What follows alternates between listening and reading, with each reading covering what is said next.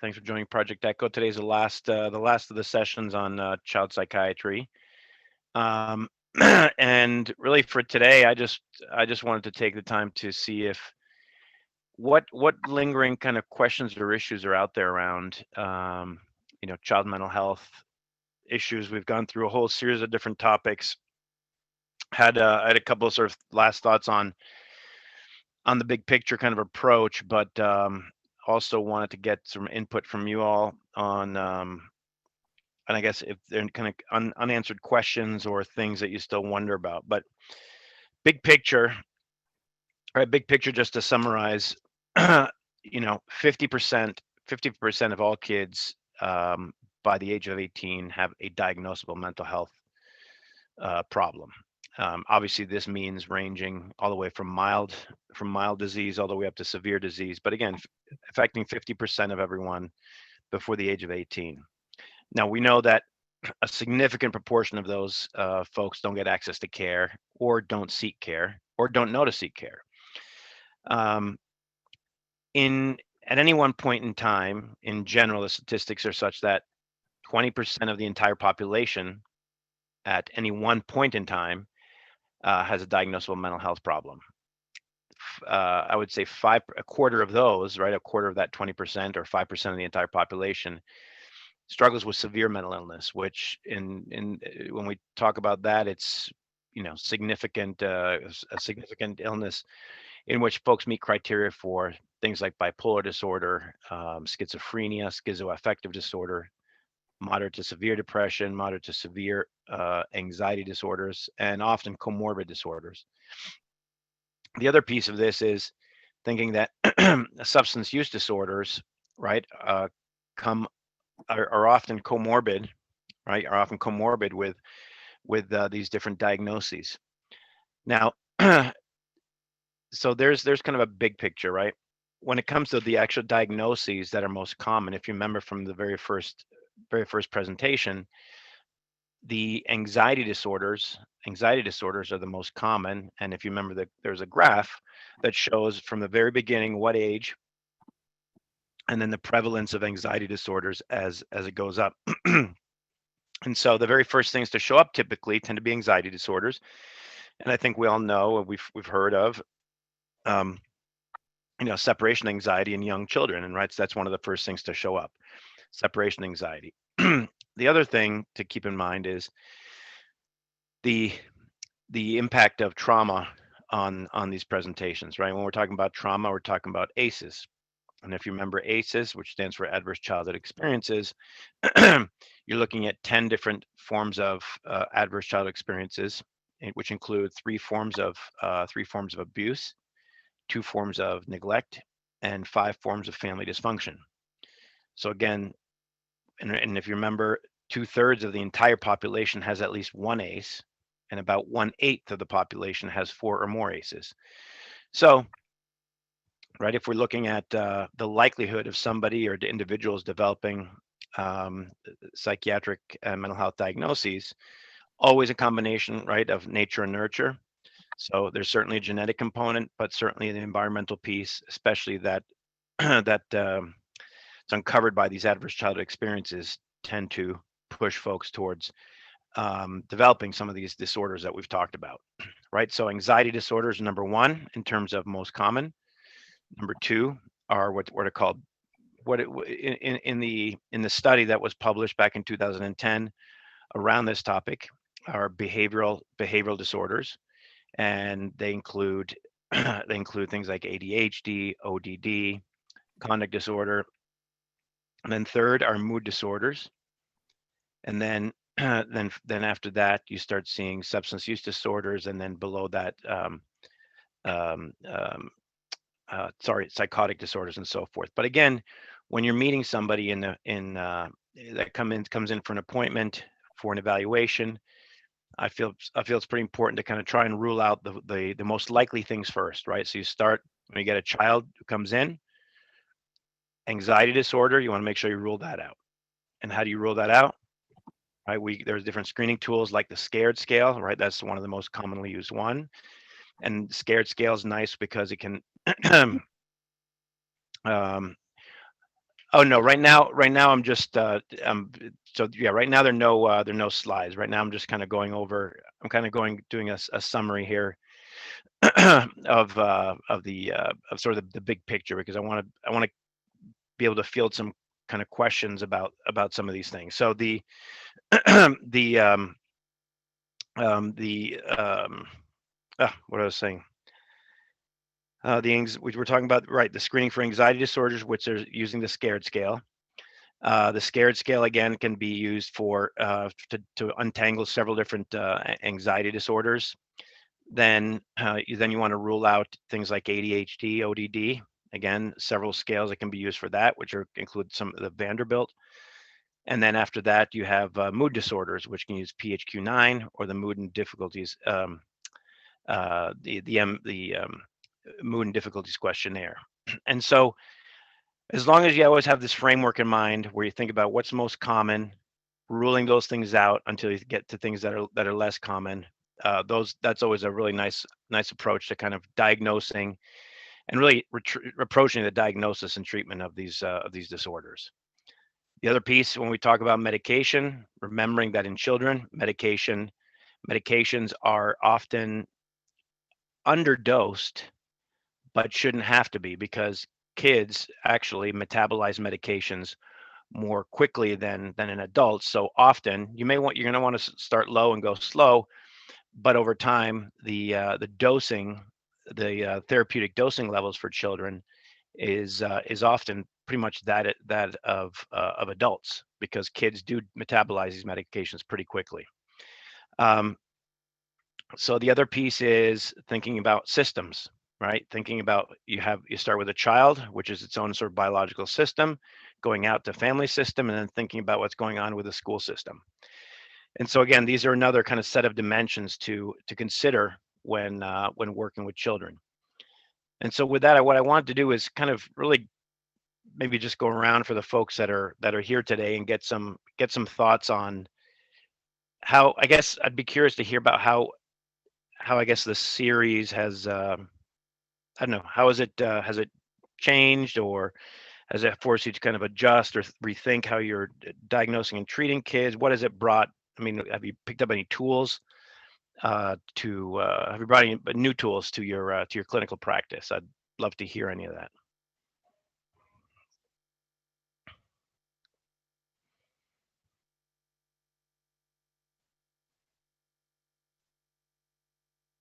So it's been really helpful to assess my adult patients through the lens of child psychiatry.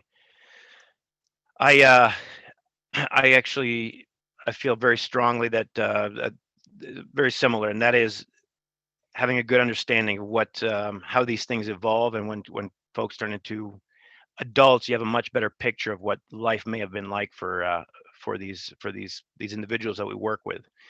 And to your point, what in particular, a striking statistic is substance use disorders in adults.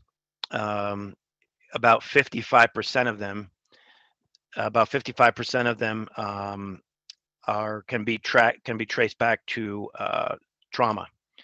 So the contribution of trauma to substance use disorders is quite significant. And so if you have an adult that's struggling with one of these things, you can often imagine the link between the two. I actually have a case, but he's an adult now, and I have not notched down his diagnosis if no one has a case.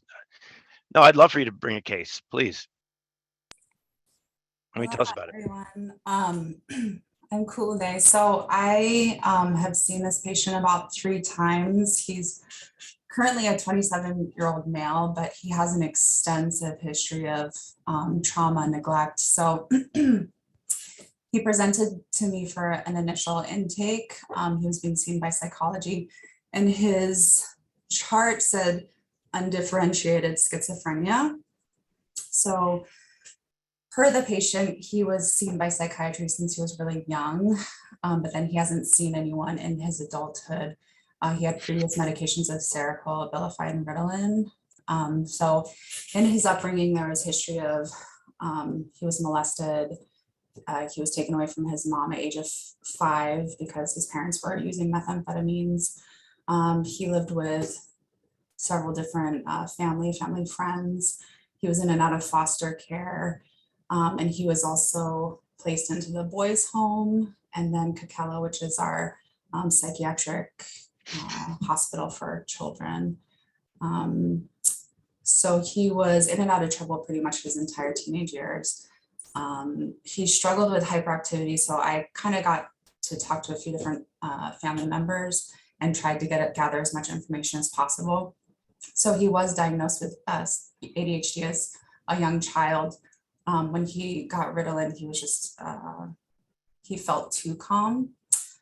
He was really angry as a child, nobody told me he had a diagnosis of any particular diagnosis, but he would destroy things at school.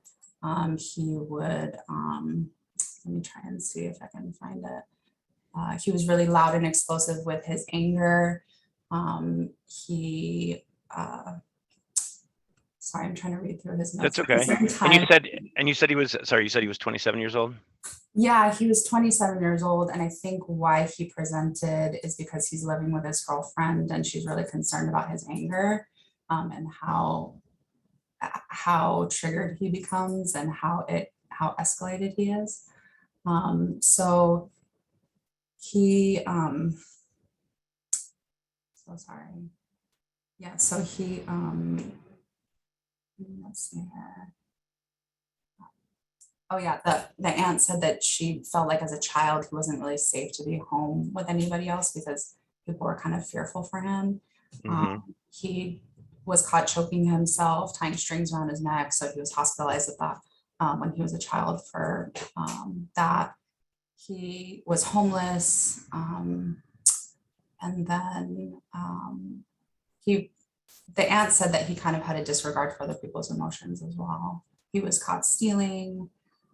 So I know he has a lot of trauma. He has, meets the ACEs for sure. But it was interesting because he's been diagnosed with schizophrenia. And what's interesting is that he is very, so there's a cultural component too, because he's Native Hawaiian and he is very, there's also cultural trauma because of what has happened in Hawaii. But he feels a direct connection with his ancestors. He also says that he hears his ancestors and has guidance from them, but that's not totally uncommon in the spiritual and cultural aspect. However, he really has this like righteous anger towards people. Some of that can be seen as like justified in the context of the cultural trauma. But he also has this like narcissistic, egocentric tendency where he feels higher than other people. He feels woke. He can't, talk to other people that are not on his level. He looks down on mostly everybody. Mostly everybody's wrong all the time. And he doesn't have any insight into his own contributions or actions. So he does use marijuana because it helps calm him down. I did do a UDS on him. He does have some alcohol as well. He had a history of hospitalization using cocaine and methamphetamines, but that was only once that I see, and I don't see that he, or I haven't heard that he has done them since he was, like 4 years ago, I think. His CT in 2020 was negative. And so I was thinking, of course he has the history of trauma, but with his kind of like grandiosity, feeling like exceptional, kind of wanting to be in control all the time, feeling that he's on a higher level and kind of lacking empathy for others. I was wondering, like that's kind of like cluster B traits for like narcissistic personality disorder. Also with the ADHD that's untreated, but he doesn't want to treat it. So I know that can of course lead to worsening impulsivity and anger. But the family's major concern is like the anger and the outbursts. I don't know if anybody needs more information.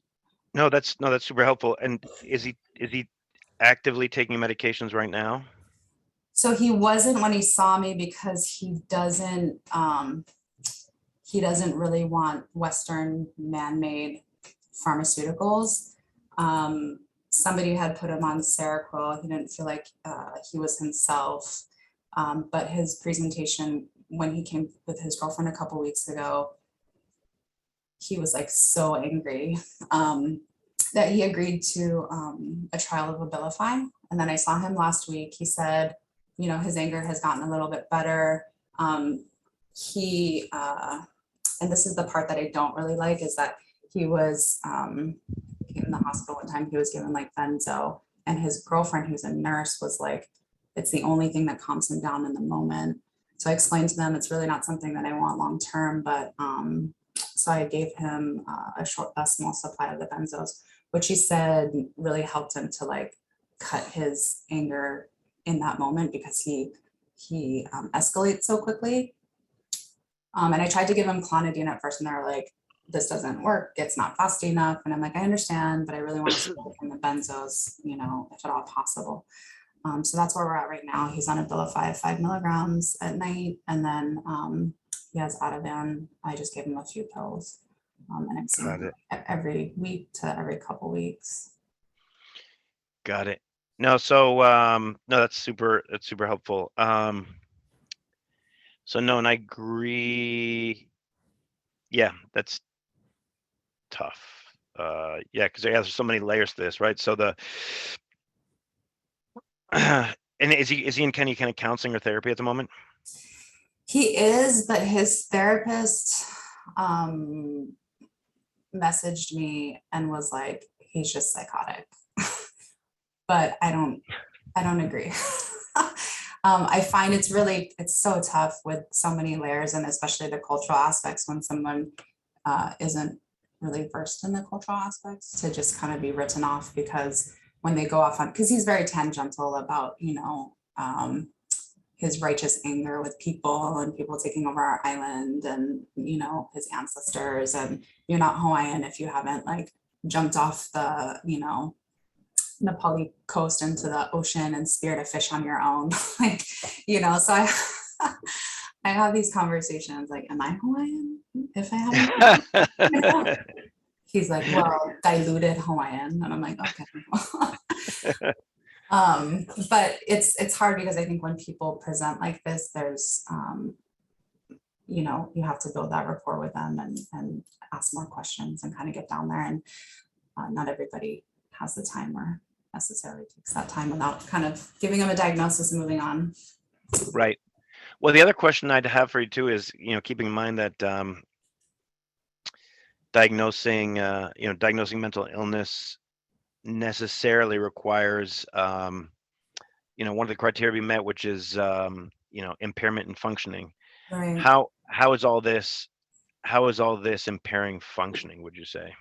So he doesn't have a traditional job, but he works on like music, and he's creative, which I think is part of the, you know, ADHD component. Can't really like have a boring job, if you will. But he's not, you know, he functions, he has like stepchildren. He's trying to get his own child, custody of his own child. You know, he gets the kids to school. He's like, you know, active at home. So he doesn't have this like impaired functioning where he just, you know, is unable to do anything. Got it. But what would you say are the biggest impairments in functioning though for him, in terms of, so forgive me, is he, yeah, so how does he spend his days, I guess? He spends his days working on his music, helping to watch his stepchildren, because his girlfriend's a nurse. So he gets them to school, picks them up, helps them with their homework, that kind of stuff. But the biggest concern for him, and also his family, is just the anger. So if something triggers him, it can just go from, and it can be anything, and he'll just go from 0 to like yelling and throwing things, because he just can't regulate his emotions. Got it. So no, I mean, so it's going to be hard, depending on how much he's been using, right? This combination of, he's used meth and cocaine, both of which are hallucinogenic, Right. and depending on how much meth he's used in the past, I mean, as you probably know, Mhm. heavy meth use can actually. So if there's even, so right, going back to the kind of nature nurture thing, if there's a little bit of DNA, this kind of vulnerability in his DNA for mental illness or even psychosis, then you add kind of the trauma, then you add these stimulants like meth and cocaine. Mhm. Those, the chances of developing a psychotic disorder slowly start going up, and then Mhm. you add to that kind of ongoing marijuana use. You Mhm. keep right. So his risk of actually having disorganized thinking is pretty darn high. I'm Mhm. not saying he has schizophrenia or a psychotic disorder, but all I'm just saying is, like, there's so many layers of risk that have been piled on that it's not impossible to think. But to your point around the cultural piece, very similar in some Latin American cultures, Mhm. also native sort of mainland cultures, in addition to the native sort of island cultures. Mhm. It's kind of so like you, I don't necessarily, when somebody tells me they're kind of talking to their ancestors, or and they're spiritual, Mhm. I can't. That's not a, like you said, that's not a criteria. And so, but what I'm thinking about are all the other kind of pieces that you've described Mhm. that increase my suspicion. That's all I'm saying. Mhm. Mhm. Because of the risk. The in terms of the benzodiazepines, if I am to use a benzodiazepine, I would probably encourage a more long acting one, I like tried. Clonat. I Oh, tried. what? Tell me what happened. I'm sorry. I tried the clonazepam because I don't ever go to the short actings if Yeah. possible. And it took too long. His girlfriend said it didn't calm him down, and he was still really angry. So she said because he had the Ativan in the hospital before, they requested it, and then I saw them last week, and they were like it was perfect. He didn't even escalate. Um, Is it being given as like a PRN? yeah, with Got like it. emergency use only, like, coping skills first, Abilify every night, like do everything possible. Cause I spoke to them that I don't want this to be like a long-term, a Yep. long-term thing, and I'm only giving them a certain amount of supply. So we're gonna have to figure out, the coping skills and stuff too. I Yep. do think that because of his history of just like neglect and loss, and his father just died 2 weeks ago surfing, um, that he has just like this like abandonment, and then this like anger with God, even though he says, he's like really close to God. And then I feel like he's righteous because everybody has done him wrong in his life from his viewpoints. Hmm. So So he's like the victim. He's a victim. yeah, Yep. Yep. Um, but how much?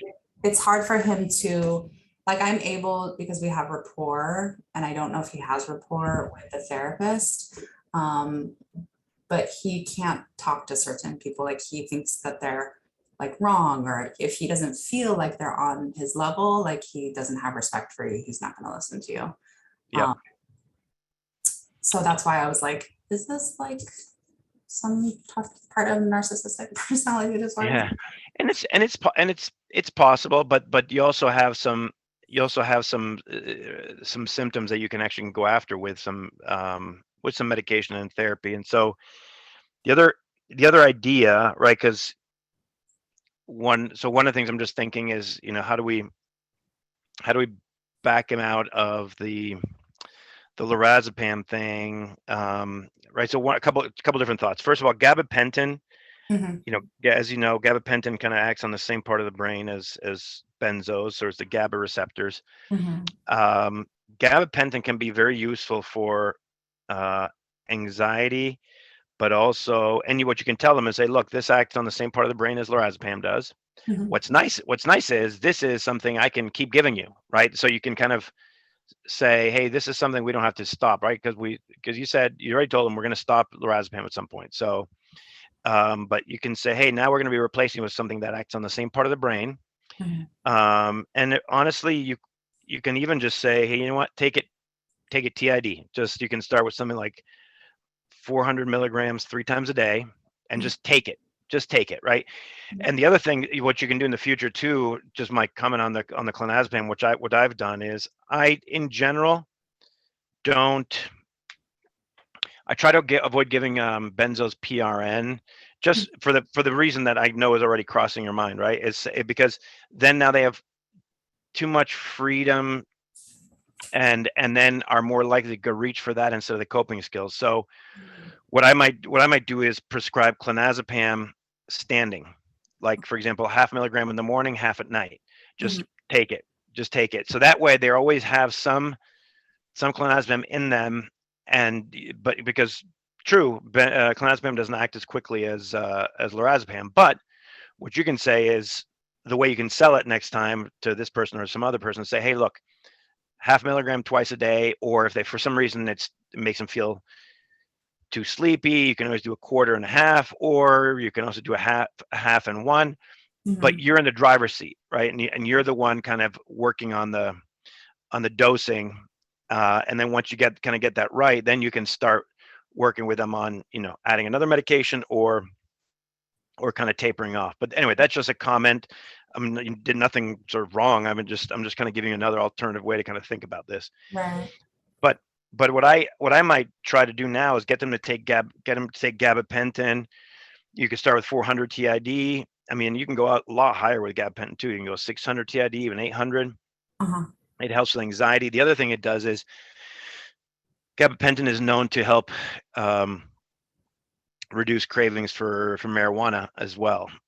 So it can be helpful for that. It'll be helpful for anxiety. And then you can see kind of what's left in terms of the other symptoms. Also, you may want to, if you are still worried about kind of maybe disorganized thinking and some psychotic thoughts, you can always dial up the Abilify at 5 milligrams. Yeah. Going up to 10 milligrams, and see if you get more bang for your buck there. Yeah. I mean, how does that sound to you? Does that I mean, it sounds like you're already on the right track. I mean, there are just a couple of other ideas. Yeah, I think that I definitely always have to sell him the medication, because I told him and his girlfriend, I won't be giving benzos and nothing else, so you're gonna have to take something else, because we're not addressing. So Abilify was the initial dose that I had started. And so I see him back, I think this next week, that I can talk to him about that. I do have, when I've given gabapentin, people either respond to it really well, or it's so fatiguing that they're just like passed out and they're like, I can't even take this.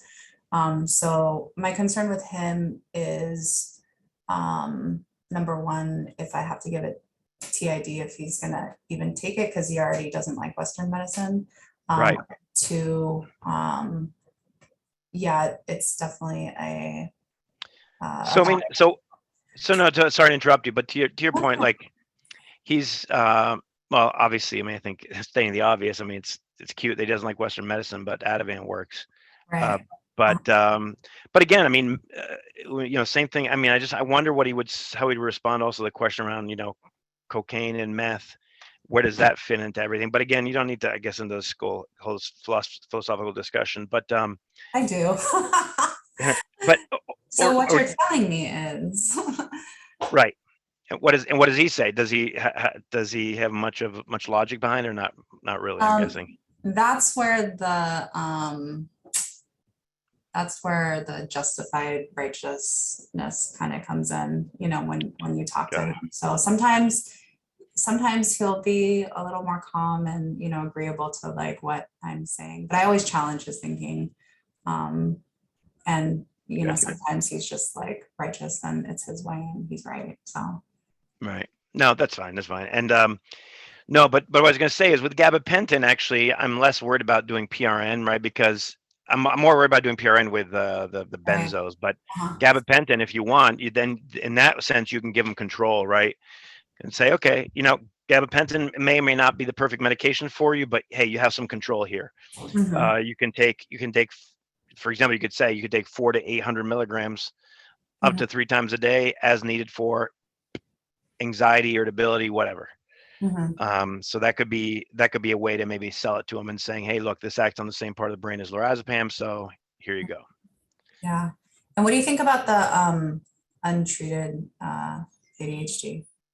Because he's very hyperactive, and I'm wondering if that's, obviously a component of his bursts of going from zero to hero and irritability and his. What would he say? What would he say about if you said, hey, what about some Adderall? Would he push back? I think so. I don't think he wants to be because his experience when he was younger was that he just totally wasn't himself. So again, for in the best of all worlds, so if we have confirmed sort of psychosis, then I would say definitely don't touch him with a stimulant. Right. But if you're still trying to figure this out, and then I've seen this too, where actually Adderall, especially someone who's going after like meth and cocaine, might have underlying ADHD that's untreated or undertreated. Then what we can do is treating the ADHD. Treating the ADHD can sometimes be very helpful by giving him like a stimulant. So it might be worth it, and you'll see very quickly how kind of things go. Along those lines, and I'm so sorry everyone for taking our time, but we do have a huge methamphetamine population here. And we also have many people who have been diagnosed with ADHD when they were young.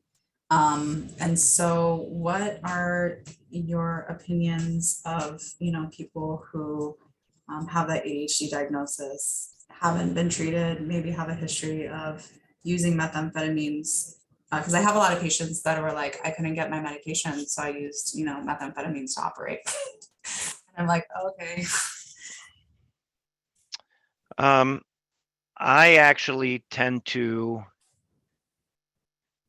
So there's some docs who will say, gosh, ADHD, but use drugs. No way, I'm not touching it with 10-foot pole. I don't buy into that necessarily. I believe very much that untreated or undertreated ADHD will put people at risk for some bad things. And then the research is pretty clear that if it's undertreated or untreated, it's more likely to lead to substance use disorders. So I've had some luck, I'll tell you, right? Because if they're going to use drugs to try to self-regulate, I'd rather be involved in that and lower the risk that they're going to be using something injectable, let's say with some pretty horrible consequences, or using something like meth that's going to be hallucinogenic. And I almost use it, for better for worse, like almost harm reduction if it's actually, and I guess I'm not targeting just meth use disorder. What I'm targeting is the ADHD, right, with the hope that by targeting ADHD, it reduces the risk for other bad things being ingested. Yeah. So again, I don't automatically jump to it, but I certainly try to gather some of the history. What's the last grade you finished? Did you struggle in school? Anybody ever wonder about you having ADHD? Right, because also over the years, what may have happened is the ongoing use of meth and other drugs and exposure to trauma also leads to dysregulation, right? So, but I've had some luck. I've had some luck giving like Vyvanse or Adderall XR to folks who are dysregulated, and it can be helpful. So, but again, the only time I would say definitely don't do it is if you have confirmed kind of psychosis, then. Because as you know, stimulants can actually make psychosis worse. Right. Thank you for your opinion. Sure. No, of course. Thank you everyone for allowing me to take the time. No, it was a good case. We got to, I mean, we talked about, again, what's cool, what we talked about is like kind of the risk factors, both family and environmental risk factors, then transition from childhood to adulthood, right? So that's a whole nother set of challenges. Then you you gave us a very clear illustration, the impact, the problems generated by exposure to ACEs early on, and then the confusion, the diagnostic kind of confusion here, that because you have this mix of, you have trauma, you have drugs, and then you have kind of the adult presentation, and Yeah. what is it? Mm. And it's hard, and it's absolutely hard. So I have a lot of challenge with notching down diagnoses with my patients because of all of those layers and because of, extensive histories with substance use. So I do find that to be a challenge with the diagnosis. I tend just for simplicity's sake, from me, Mhm. I tend to, if I know there's significant trauma, I tend to go with, right, because exposure, long-term exposure to trauma can look really different in different people. Mhm. And so I tend to, and maybe this is lazy, but I tend to default to chronic PTSD plus, let's say, marijuana, cannabis use disorder. Mhm. Done. Because I know chronic PTSD will capture a lot. Like I'm not gonna, and it doesn't, as long as it doesn't change the way it doesn't change the way I treat the person, right? So it's not like I'm doing schizophrenia or PTSD. It's like if Mhm. it's if there's history of trauma, there's depression, anxiety, then um, if I can capture a lot of that with kind of chronic PTSD and a substance use disorder, that tells me pretty much what's going on, right? Mhm. There's history of trauma, but likely history of trauma, which led to Mhm. this PTSD with comorbid substance use disorder, and you're good. Mhm. Because trying to split it into like 4 different diagnoses, it's not really going to help treatment typically. Okay. Do you know what I mean? Like if you say, hey, yep, they meet criteria for generalized anxiety disorder plus major depressive disorder plus ADHD plus narcissistic personality disorder. Um, Again, and I'm not saying any of those are wrong, but I guess I'm saying, for in the end, if the common kind of root cause of this, which I think you nailed, right, is this kind of, I mean, you went through kind of this, the trauma and the disruption in life for this child, right? I mean, so that kind of sprouted all kinds of branches. And so for me, when I kind of write about it in my notes, I just kind of say, all right, chronic PTSD plus substance use disorder, because, and I'm still, and then I actually list kind of what are the target symptoms. Inattention, hyperactivity, anxious mood, poor mood, so I'll still, under his diagnosis, then I'll kind of go after kind of whatever the target symptoms I'm going after, because as you know, medications don't match diagnoses, they tend to match kind of symptoms that you're going after. Mhm. What do you think of like mood disorder as That's one? fine. Yeah, I mean, again, you could do, yeah, mood disorder is fine. Again, Mhm. what I like, since if there's a history of trauma, I'll try to include kind of a trauma related disorder, just so I know that I always remember that. Mhm. But so absolutely, mood disorder, it's kind of, right, it's catch all enough, but you're not nailing yourself down to a depressive disorder or bipolar disorder, because again, hard to diagnose if there are all these substances involved. Right.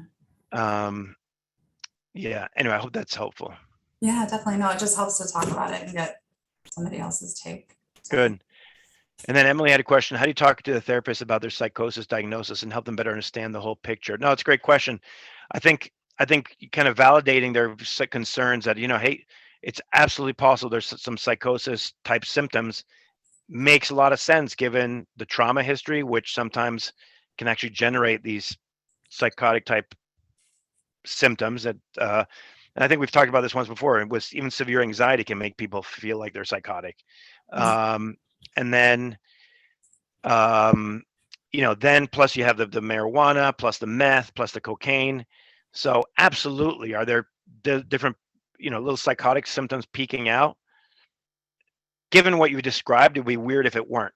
So I would say, so the way I would kind of talk to the therapist and say, hey, good call, validate, and then maybe you can also ask them what else is going on, if they want to, if they're interested enough in the conversation, what else is going on. But calling it straight up like schizophrenia doesn't make sense. I would say psychosis is potentially one of the many symptoms, one of the many target symptoms that you want to go after. But I wouldn't psychosis itself is not diagnosis. So I hope that's helpful.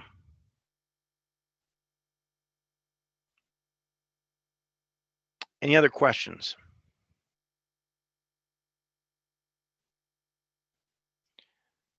Not a clinical worker, just patient advocate, but mental health is such a struggle. I actually care. So for me to have a better understanding of what kids and parents are struggling with and certain things to look forward to. Useful. Oh, good. I'm looking forward to being able to listen to see sessions I miss. Oh, good. Thanks for the feedback, Caitlin. Appreciate it. So that looks like a feedback from someone who's more of an advocate, and getting a bigger understanding has been helpful. So I'm glad. Yeah, wonderful. And again, I hope the summary was helpful. Again, the case I thought was fantastic, was perfect, because it really pulled in all the different things we'd been talking about over the weeks, and certainly in the summary. So I mean, that was I thought a perfect case to end with. So thanks for bringing that in. And what did you? How did you shorten your name? Was it Ku'ule? Is that what you? Yes. Okay, got it. See, I wish I should remember that from beginning. That's a lot easier. Okay, Ku'ule. And I think you've told me that before, and I messed it up. All right. Yeah. So man, I would love to jump off that cliff and go spearfishing. So I'm not saying I'm gonna make me a Hawaiian, but Well, you also have to look a shark in the eye. So I don't know if you want to do that too. well, it depends what kind of shark. There's certain sharks I don't mind. If you tell me it's a great white, and I'm not. No thanks. Maybe just a tiger. Tiger. I can do tiger.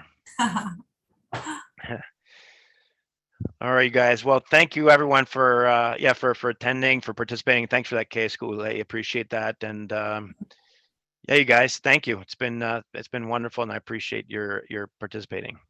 Thanks, Eric. Actually, Eric, I do have one more question. If you don't. Yeah, please. I didn't want to take up all everybody's time. Yeah. But I was wondering, for patients who have been on medication since they were children. Like I have a patient who's been on, her mother all of her solutions were just medicate her, take her to psychiatry, but she had a lot of trauma. And so she's actually kind of traumatized with just taking medication, but she's been on oxcarbazepine since she was 13. And she was like, I really don't feel, she was diagnosed with bipolar, even though she had no clear bipolar episode.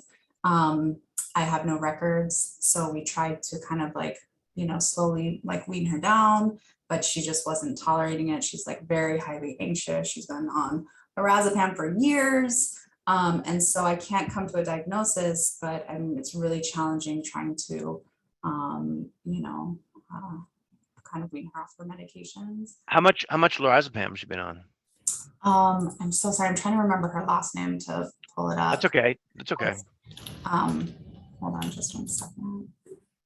And maybe this is me cheating, but I mean, there's another situation, right? Because I tried to switch her to clonazepam and she was not having it.